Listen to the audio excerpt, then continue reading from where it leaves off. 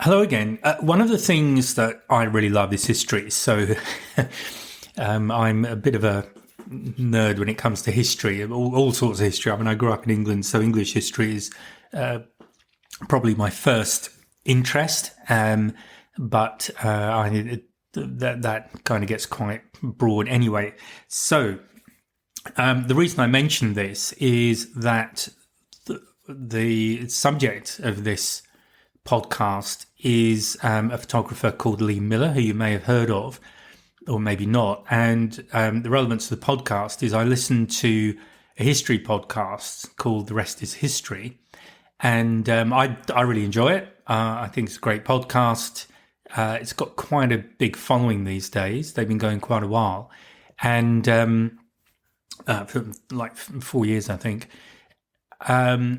Yeah, so they talk about historical subjects, mostly British, but also other countries too. So the particular podcast that inspired me to do this was about Lee Miller. So Lee Miller is best known as basically a war photographer, photojournalist in the Second World War. And she had a very interesting life, so sort of quite privileged initially, and then ended up on the front line taking photographs. I believe the first woman to do that.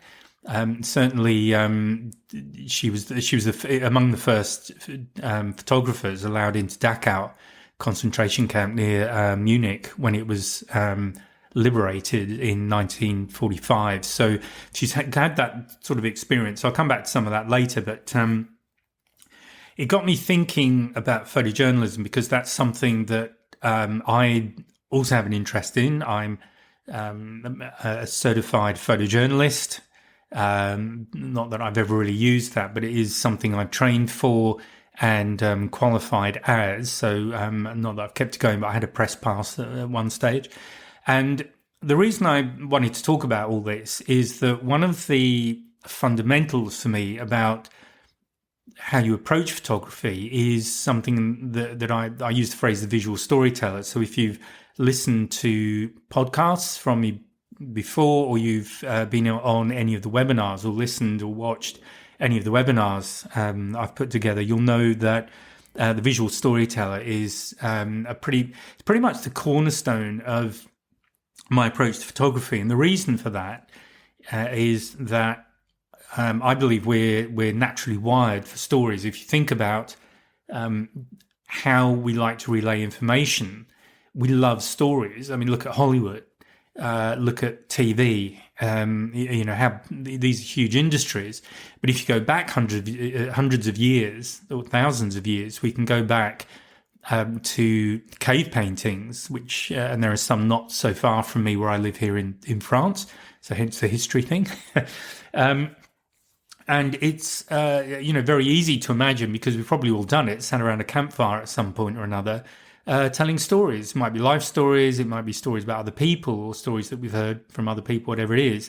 But we love stories. So to do that visually and to take that approach to your photography means that you are sort of tuning into how we like to get information. And the other side to that is, and this is one of the questions that I recommend people ask when they're taking a photograph, is what's the story with the photograph? It doesn't have to be a big one, but when you're standing there and you have your camera, you're in this situation, what is it about that situation that is prompting you to take a photograph? What is it that is maybe appealing to you, something that you like? It might be something that horrifies you, but you feel a need to tell that story, to let the world know about what's going on. So there are different angles to this.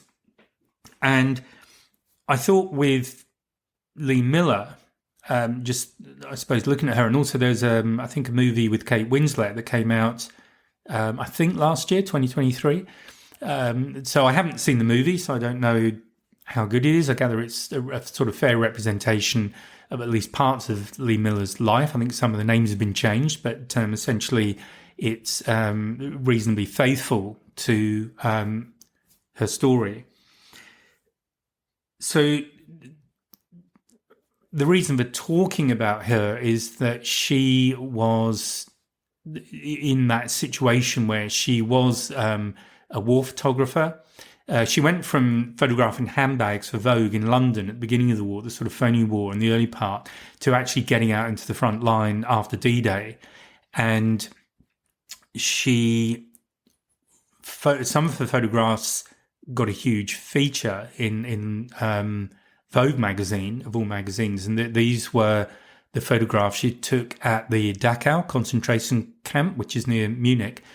And she was with the first group of photographers, journalists allowed to visit the camp once it had been liberated. And, it's difficult for us to imagine, or most of us anyway, to imagine what that would have been like. There was, I think it was either 37 or 39 railway carts full of bodies. So it must have been absolutely horrendous. And a number of the journalists, photographers just threw up when they were there. I mean, it must have been just such a shock and such an appalling thing to have to see. But she did her job, took all of these photographs. I forget how many rolls of film now. And these are rolls of 12 images, 12 frames on a roll. So this also takes us back to being a bit choosy about what you photograph and actually having a discipline about what you're photographing and really think about what you're photographing rather than just blast away that we can do these days with digital cameras. So that was one set of photographs that was actually used by Vogue in, I think it was a 2-part spread, like I think over 2 months, and telling the story, showing what it was like to see that situation and convey the truth of it. So the whole ethics and information and misinformation is another aspect of what's kind of prompted this podcast.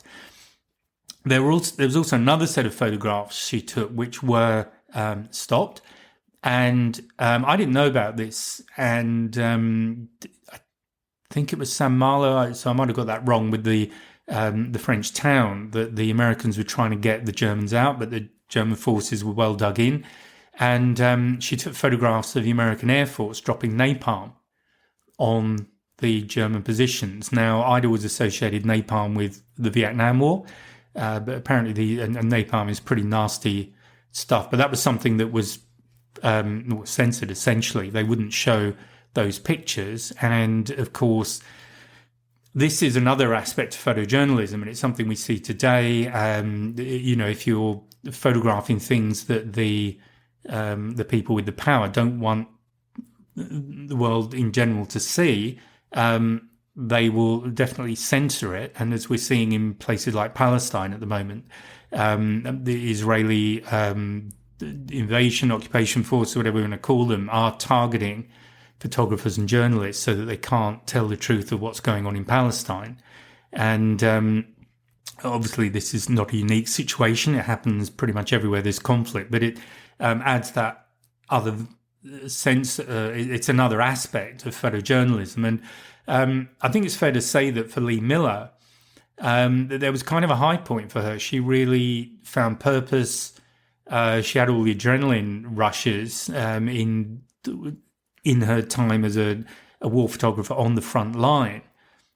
She was shot at. She was easily in situations where she could have been killed. And there's a whole adrenaline rush for some people in those situations and everything else. Before, her story's quite confused. She's sort of all over the place. And afterwards, there's a real anticlimax and dropped into depression and all sorts. So there's all of those aspects. Coming back to the photography part of it, there's a couple of things I really wanted to talk about. So one is the visual storyteller part. And if you grew up with film, and I grew up with film and then, later moved to digital. But I think there were some really good disciplines. If you haven't used film, I do recommend that you have a go. Simply because it's actually a very different way of taking photographs. I mean, everything, DSLRs or SLRs and DSLRs look very similar, but how you use them is actually quite different. And I guess the aspect about film photography I'm talking about is you've got First of all, film speed. You need to learn a little bit about film and what sort of speed you want, because that's it on your roll. You can push and pull, but which means basically shoot at a different ISO to what the film is rated at. But that's it for the whole roll. So you've got to make that decision for the whole roll, not just one image, which obviously with digital we can do make all of those changes on an image by image basis. The other thing is that you've got a very limited number of frames on the roll. It might be 12, 24 or 36. They're the normal 35 millimeter rolls. If you're using medium format, you may have 15 and 30. So either way, you're pretty limited. It depends on the film back that you're using, if you're using medium. But film, first of all, means you've got to be a lot more disciplined about, and thoughtful, I suppose, about what photograph it is that you're taking. And it brings you back to that question, or it's at least one that I recommend people think about, and that is to ask the question, what is it about this situation that I want to photograph? What's the story, going back to photojournalism, visual storyteller, that I want to share with anybody who looks at this image? What is it I'm trying to convey? Is it the emotion of an event? And I think if you photograph emotional situations, these are the photographs with the biggest impact. And if you're not familiar with doing that, then a challenge you can set yourself is to photograph emotions. So pick some emotions: happiness, anger, depression, frustration, all that. Go Google some emotions. But, knock out a list of emotions, excuse me, and try photographing them. How do you convey anger visually? We'll all have ideas about that, but it's a great discipline to get into, because I think when you do that, it adds another level, another depth to the work that you're producing, to the photographs that you produce. So think about, what is it about that situation that you want to convey? For sure, some of it will be the factual aspects of what's there, what it looks like to be in that situation, and I will come on to misrepresentation as well. But go beyond that. You can see a scene, and anyone can take a photograph of the scene. You just stick your camera in that direction and press the shutter button. But what's more about it? Start thinking about things like your composition. What's the subject? Is there an interaction between your subject and somebody or something else in the image? What are the aspects? What is it? How do you capture what you're seeing in such a way that someone will want to stand and look at it and look at it and look at it? And something I've shared before is that one of the best definitions I've heard of what makes a good photograph is that the longer somebody stands looking at it, the better. Hopefully that's not trying to make sense of it, but actually seeing, the more they look at it, the more things they see, the more elements they see, more of the story begins to reveal itself as somebody looks at it. So when you're using film cameras, you've got fixed speed for the roll, you've got what's in the viewfinder. So you really want to do you pretty much do everything in the viewfinder. The approach I learned when I was learning portrait and wedding photographer from a professional photographer, and this was using film, was that you do everything through the viewfinder. So cropping, composition, absolutely everything. And once you press the shutter button, once that was done, that was the end of it. You just then printed. Because if you think of it from photography as a job, you want to be getting through every individual image as quickly as possible, because this is all time, and your time has a monetary value. And I remember there was somebody on this course I was doing who had shot a wedding and then spent, I think he shot it on the Saturday, and then spent the following 4 or 5 days post-processing everything. And she said to him, well, that's not a business, that's a hobby, because you just don't have that time. So one of the marks of a good professional photographer is that they pretty much do everything through the viewfinder. Yeah, there'll be some sort of processing going on after, but it's probably measured in minutes and certainly not hours or days in some cases. So using film, you are more limited on the technology, what it can deliver for you, and you are more limited in the number of frames you have before you have to change roles. So with Lee Miller, in her situation, she went around with 2 cameras because that way she was always ready to capture what was going on, to take the photograph. So if one camera had reached the end of the roll and you obviously rewind the film and then reload it, there was still another camera ready to go. And I certainly used to do that. My early days of whale photography was exactly that. It was film cameras. I had 2 X500s, I think they were, the old Minoltas, completely the same motor drives, everything else, and they were both ready to go. Both had a 35, 36 frame roll in them. And as soon as one roll was finished, I would reload it on the fly. So it's an interesting discipline to work with. And I think if you do get the chance to work with film, if you've never done it before, I think it just gives you a bit more discipline about what you're taking and asking that question why. So I think it gets you to be there's a bit more critical thinking goes on before you actually press the shutter button. So that is one aspect of it. I spoke about misinformation and ethics, and this is something I've definitely been asked about several times when it comes to post-processing. Is it ethical? And my answer is always comes down to what is your intent? Because if your intent is to deceive, then in my opinion, that's not ethical. If your intent is to maybe make the subject clearer or make it easier for people to see what's going on, because we've all had the situation where we shot something, but the camera doesn't always see what we see because our brain and our eye combination is doing all sorts of automatic adjustment that the camera isn't really capable of, or definitely isn't capable of.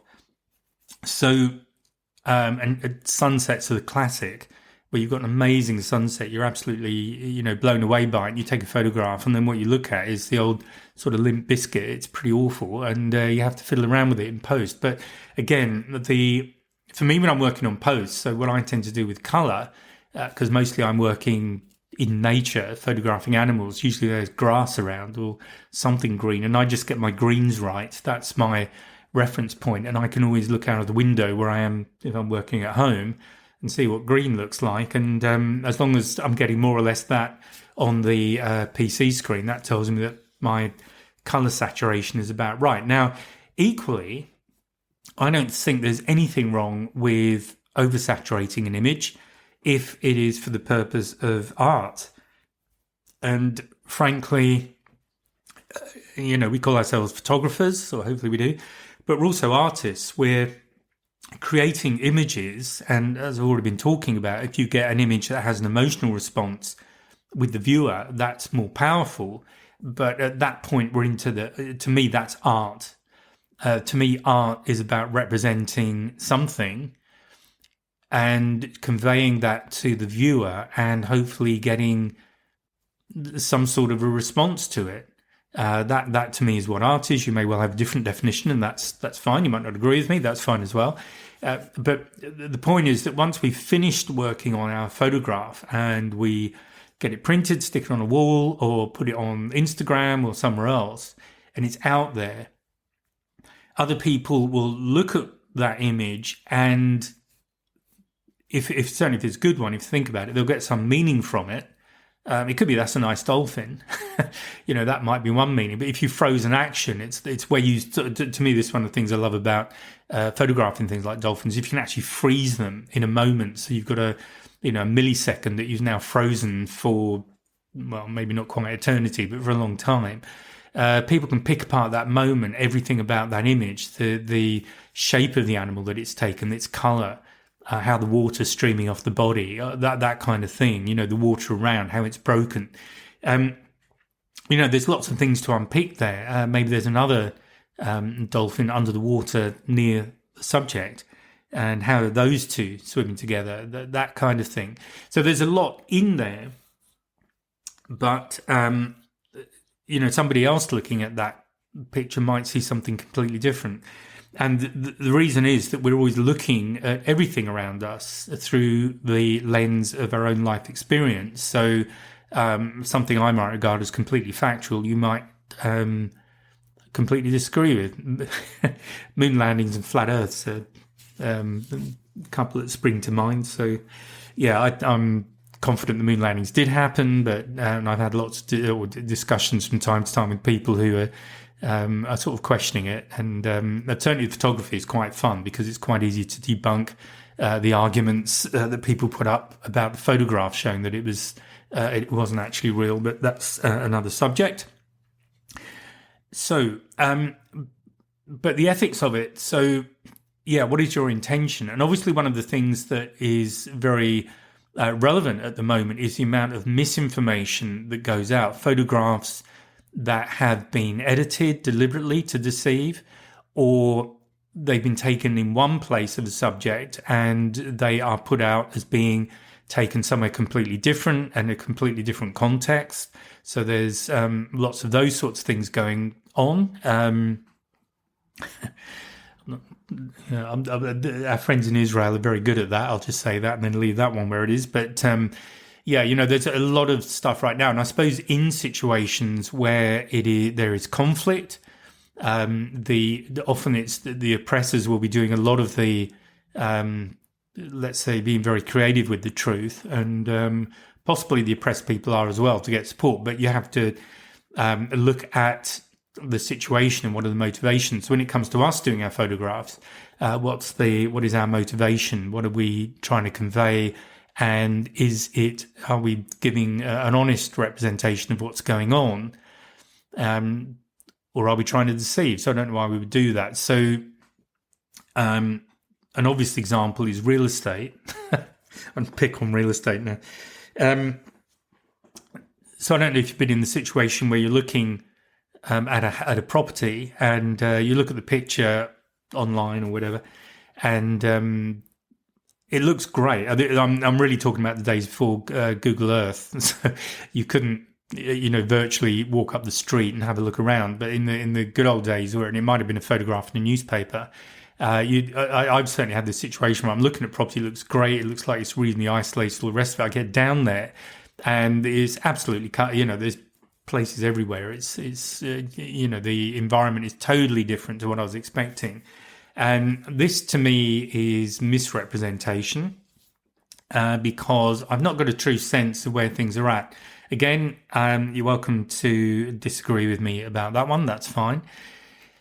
So it comes back to where I want to pull this back to is the photojournalism aspect, and the reason I talk about that is obviously it's a fundamental driver to the visual storyteller, which to me is a great way of approaching photography.